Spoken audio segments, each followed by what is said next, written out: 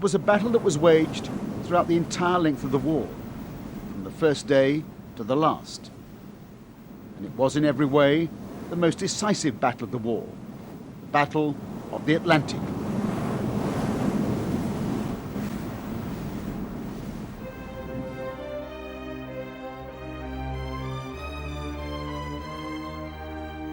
Britain's ability to feed its people and to keep its armies in the field depended entirely on the unbroken chain of supplies flowing across this ocean, the cruel sea as it became known, because in the course of this 5-year battle it claimed so many ships, so many lives.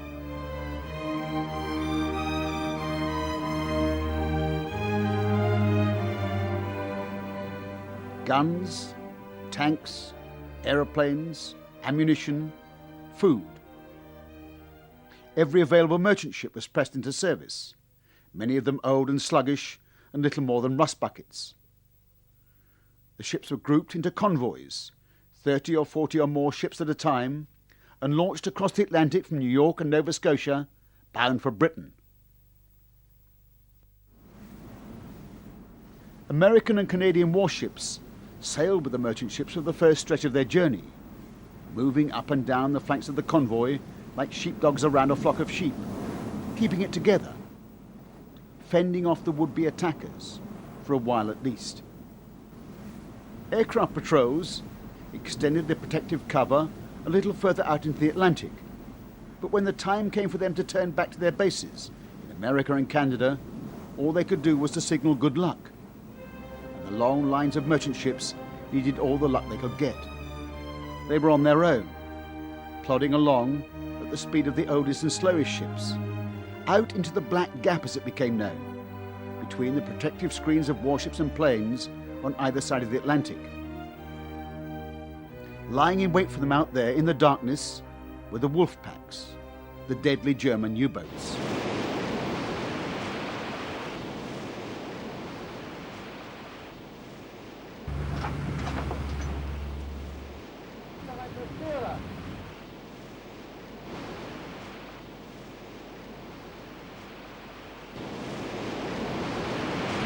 Gewechtstation! Beide schieben äußerste Kraft voraus!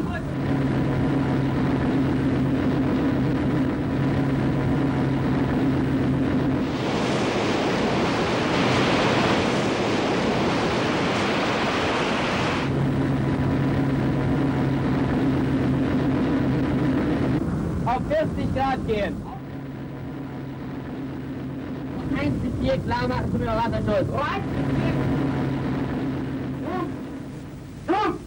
Windows Double 1 ist Probe geöffnet. Stehen bei Eiland. Komm auf. Den Gurt. 40 Grad, Richtungssteuer. Finger fertig. Finger fertig. Finger ist fertig. Finger. Okay. Los.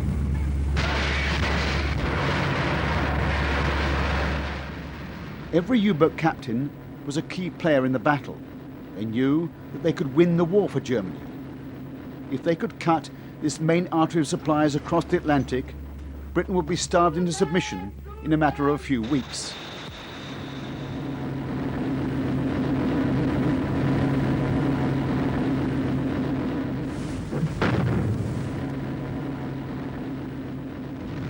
Slowly, steadily, the U-boats crept towards the achievement of that target. The Germans had a menacing fleet of over 100 U-boats operating in the North Atlantic, all with highly disciplined commanders, all playing to the same game plan, namely lie in wait for the convoy, ambush it, and then stay with it and pick off the ships one by one. What's more, it was working. In the early months and years of the war, hundreds of Allied ships were sent to the bottom, far faster than they could be replaced. Now, the game plan had been devised by a brilliant German submariner, Admiral Karl Dönitz, and it depended on two key factors. The first was tight central control from his command bunker in France, so that the Wolfpacks could be positioned using the very latest intelligence on the convoy's routes. But the most important was the secrecy of the Naval Enigma codes, so that not a word of the top secret signals sent to the U-boat commanders could be read by the Allied codebreakers. Karl Dönitz was a ruthless disciplinarian. From his command centre on the Biscay coast at Lorient, he exercised the strongest central control. And the discipline he imposed in the use of the Enigma encoding machines was also relentless, by far the tightest discipline of all the German armed forces. For the British codebreakers at Bletchley Park, the vital U-boat signals presented an immense challenge. But as the shipping losses mounted, they simply couldn't break into the German naval codes to help reduce the sinkings.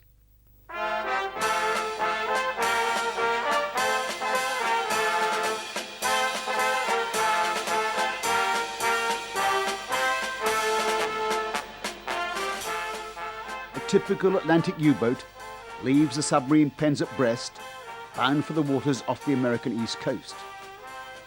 In the early months of the war, these coastal shipping lanes became a veritable killing ground for the U-boats. They were like foxes in a chicken coop. They sank everything in sight with almost no fear of being hunted down.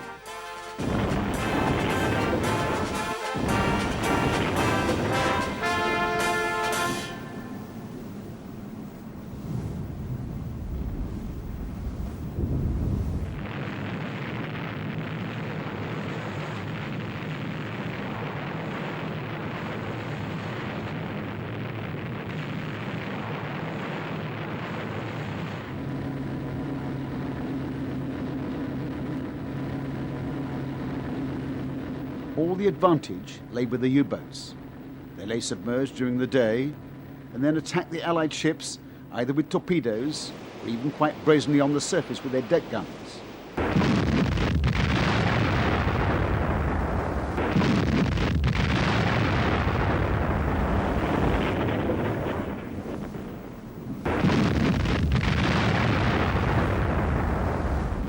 Indeed, U-boats were able to operate so near the coast that torpedoes which missed their targets were often found later on the beaches. As the convoy system became more sophisticated, so Admiral Dönitz refined his Wolfpack strategy, with every move controlled from the centre.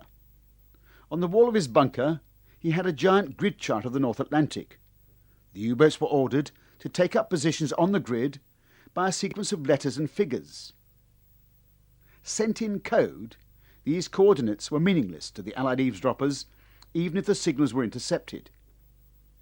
The U-boats in the Wolfpack were set up as an ambush, lying in wait, spaced out at intervals across the line of an approaching convoy. Detailed knowledge of the convoy's course came from a variety of sources: Germany's own code-breaking efforts, enemy agents in American ports mingling with the merchant seamen, sightings by patrolling U-boats, giant long-range Focke-Wulf 200 reconnaissance aircraft. The strategy was brilliantly successful. Dönitz was winning the Battle of the Atlantic and close to winning the war for Germany. The key to his success was the strictness of his discipline in the use of the Enigma codes. His signals simply couldn't be penetrated.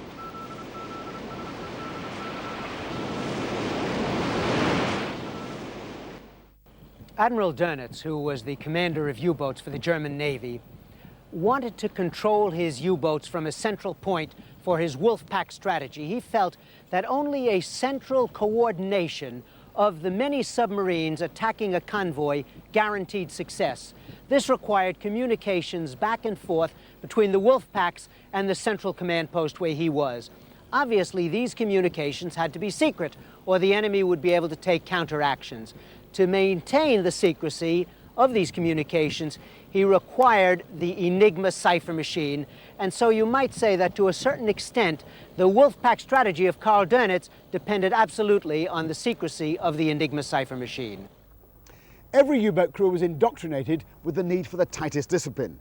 All the human idiosyncrasies and carelessness which had enabled the British codebreakers to crack the German Army and Air Force codes were eliminated by the rigorous encoding methods imposed by Karl Dönitz. At Bletchley Park, this period became known as the blackout. For a while, the only light in the darkness was a brilliant new invention fitted to Allied escorts. It was nicknamed Huff Duff, which stood for high frequency direction finding. If it could pick up a radio signal from a transmitting submarine, it could plot the boat's position very accurately. But the Germans knew this. As a result, they kept their U-boat transmissions to a minimum to foil the escort ships. Dönitz, when he was ordering and leading a campaign against the convoy, he was, of course, in great need of information about the situation. And so any signal from a U-boat was a small stone in his picture of the whole battle.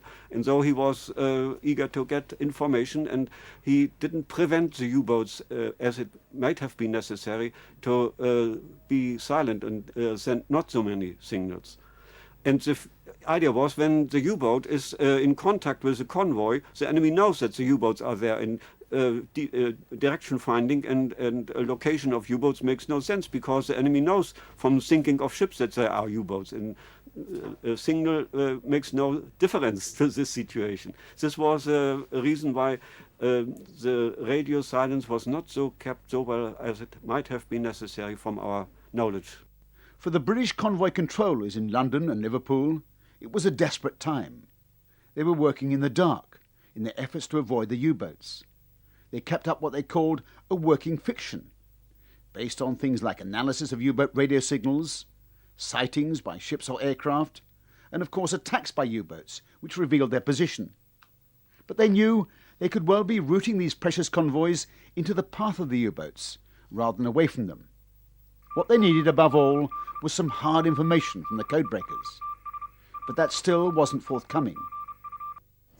The Naval Enigma was a more difficult system to crack because the Naval Enigma provided keying information which eliminated the human error that had crept into the Luftwaffe keying system. As a consequence, this took away many of the handholds that the British codebreakers had used to break the Air Force Enigma.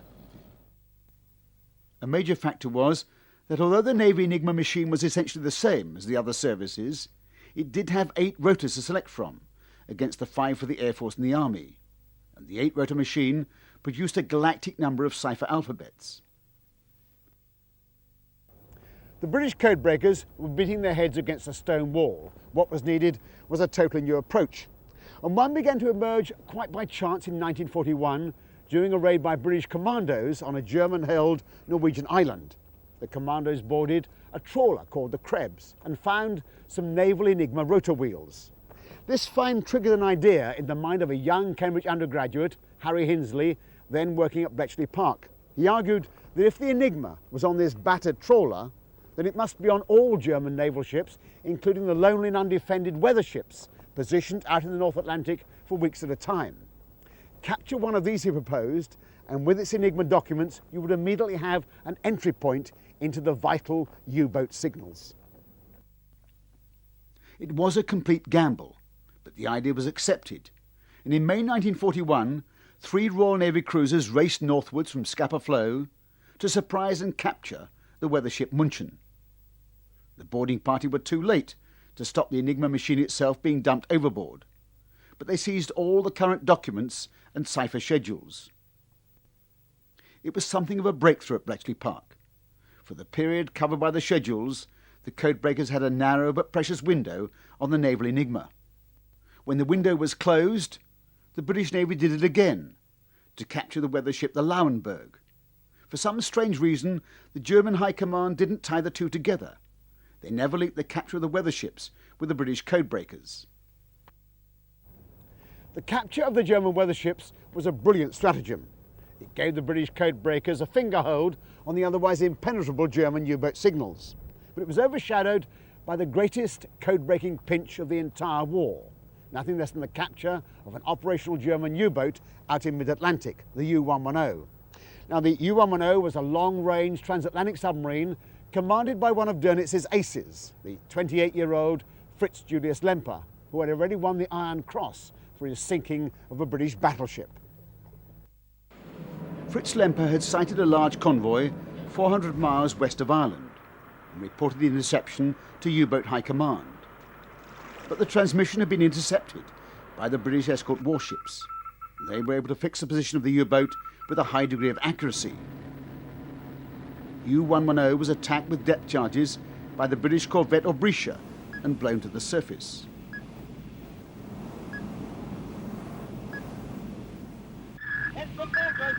Stand by charges.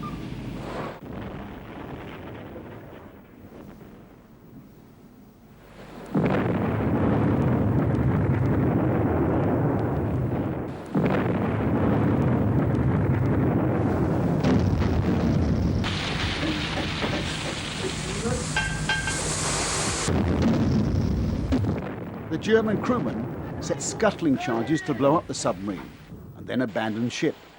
But the charges failed to explode. As a boarding party, led by a young officer, David Baum came alongside. Climbing aboard an empty, apparently sinking U-boat was an eerie experience, as David Baum remembers.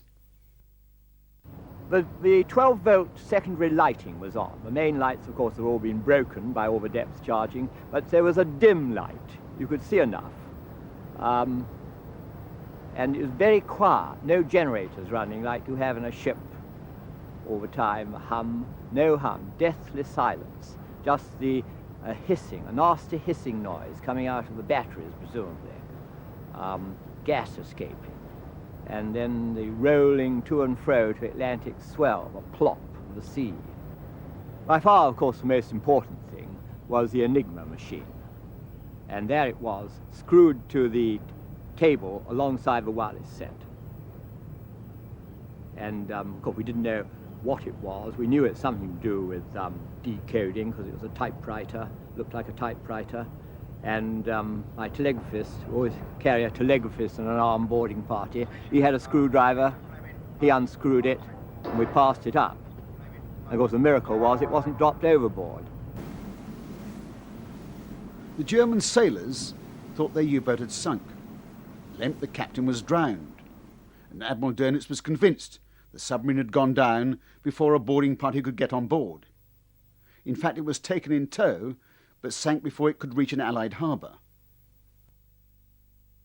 But the real prize from the German submarine had been the Enigma documents, and these were rushed to Bletchley Park. Codebreaker Sean Wiley was working in Hut 8, the naval hut, and he still keenly remembers the arrival of the documents from U-110. We, of course, were initially absolutely delighted. I think the first pinch was very agreeably half-hearted. I think it produced half the information, and we had to get the rest of it. Everyone was delighted with that. The pinches differed very much in their reception by us. Sometimes it was just boring because it left us nothing to do for a month or so. And sometimes it produced absolutely crucial information about short signals or something of the kind. They varied. But the initial one was absolutely essential. The documents from U-110 included the current keys valid for the month of July, which enabled the British codebreakers not only to read the U-boat signals, but to reconstruct the wiring for all 8 Naval Enigma rotors and to work out the grid codes for the North Atlantic. The immediate result was a major victory. In the following months, all the giant supply submarines, which refueled and resupplied the U-boats in mid-Atlantic, known as milch cows, were located and sunk.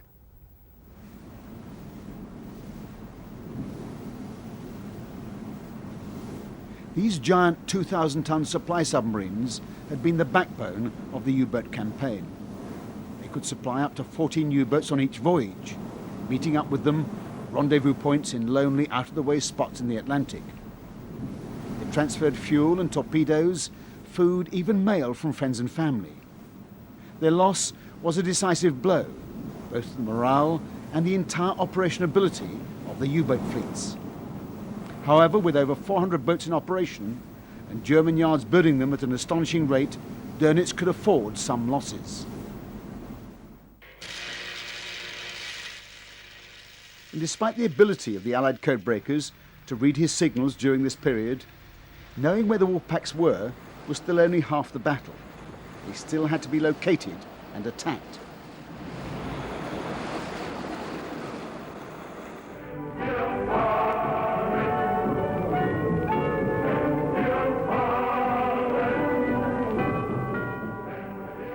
When the information provided by U-110 became out of date, once again the U-boats became dominant. U-boat crews were welcomed home as heroes. Ships were still being sunk in huge numbers. It was called the second happy time. But slowly, steadily, the codebreakers began to get on top of the problem. By now, America was in the war, and Washington and Bletchley Park worked hand in glove to attack the German naval codes.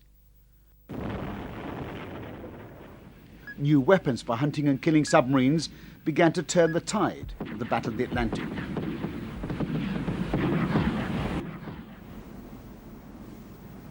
British scientists developed the highly accurate 10-centimetre radar systems, which could locate a U-boat even if only its periscope was above water, and long-range aircraft could be called in to attack with depth charges.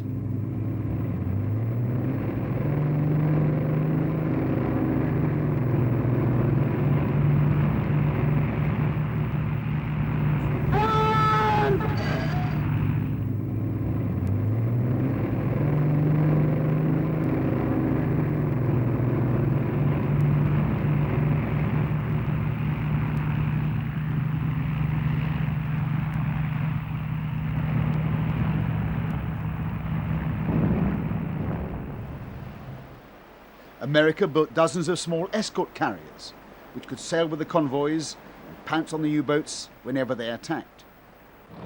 The second happy time was over. The U-boat stranglehold was broken.